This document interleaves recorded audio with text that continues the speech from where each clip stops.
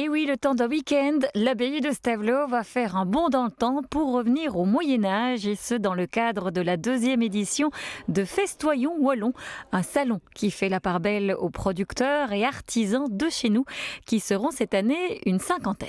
C'est vraiment travailler avec des producteurs locaux et puis aussi travailler avec le lieu. L'abbaye de Stavelot est une des plus anciennes fondations monastiques de Belgique, 7e siècle, mais nous mettons l'accent sur le Moyen-Âge, où nous sommes au 12e, 13e, 14e siècle. Et donc le Festoyons Wallons, c'est un salon du bon boire, du bon manger, mais également d'artisans, avec des animations sur le Moyen-Âge.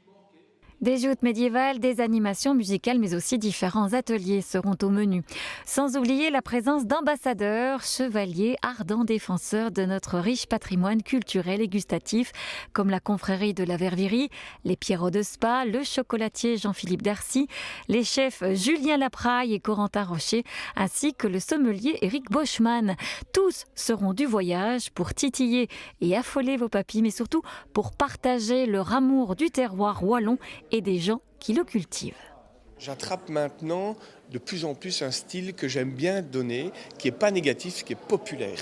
Donc que ce soit à la télé ou à la radio, j'adapte vraiment mes recettes dans un contexte de recettes populaires, qui parlent aux gens. Comme ça, les gens se sentent impliqués et peuvent le reproduire chez eux. Bien entendu, avec ma ligne de conduite qui est toujours la même depuis très très très longtemps, c'est le local. Pour moi, c'est important, c'est primordial, c'est obligatoire. C'est même pas une obligation, c'est un style de vie que j'ai adopté depuis très longtemps, déjà avant Top Chef et tout ce qui m'arrive maintenant.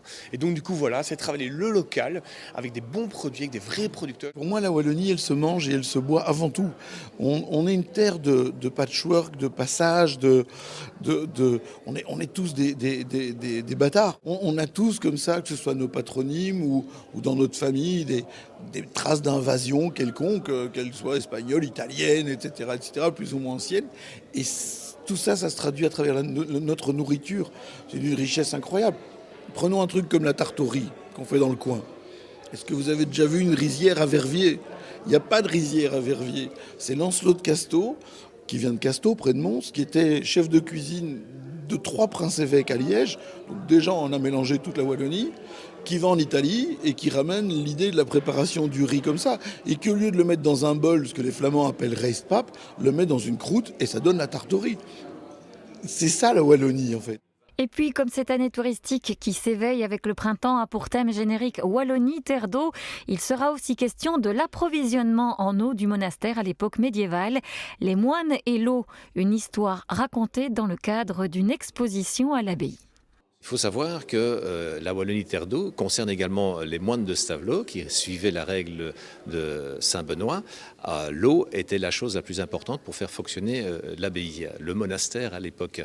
Et donc, ils ont participé par exemple à la construction de la cascade de Caux. Ils ont également fait des choses très intéressantes. C'est la source de Chevron, la source de Bourru. C'est également les fameux viviers, les étangs autour de Stavelot. C'est vous dire si l'eau, les moines d'eau, pas les moineaux, sont quelque chose d'essentiel avec la vie bénédictine des moines.